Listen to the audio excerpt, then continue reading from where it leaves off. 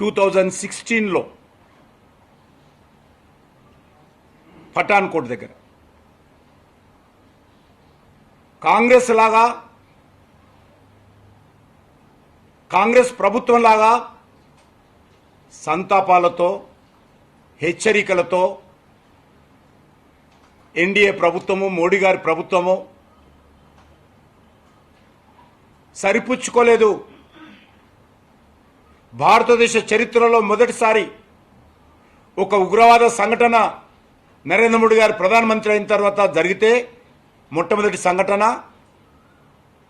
Surgical strike పేరుతో ఏ రకంగా పాకిస్తాన్ భూభాగంలోకి భారత సైనికులను పంపించి ఏ రకంగా మన భారత సైనికుల యొక్క పరాక్రమాన్ని ప్రపంచానికి తెలిసేటట్టు జరిగిందో అది మొదటిసారని సందర్భంగా మనిస్తున్నాను. రెండవసారి పుల్వామాలో 2019లో సిఆర్పిఎఫ్ శిబిరం మీద ర్యాలీ అంటే కాన్వాయ్ పోతున్నప్పుడు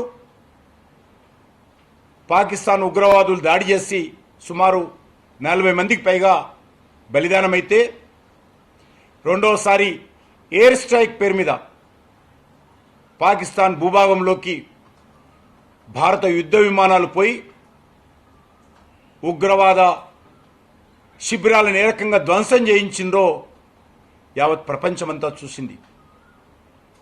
మూడవసారి మొన్న పహల్గామ్లో జరిగితే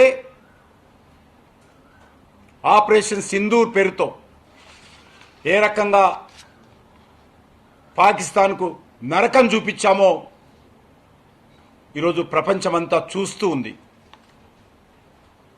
కానీ కాంగ్రెస్ పార్టీ హయాంలో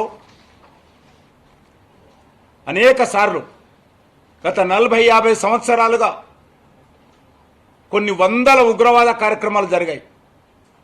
ఒక జమ్మూ కాశ్మీర్లోనే ఆర్టికల్ 370 తొలగించే వరకు 42,000 మంది పైగా చనిపోయారు. ఢిల్లీలో వరుస పేలుళ్ళు, బాంబేలో వరుస పేలుళ్ళు, హైదరాబాద్లో వరుస పేలుళ్ళు,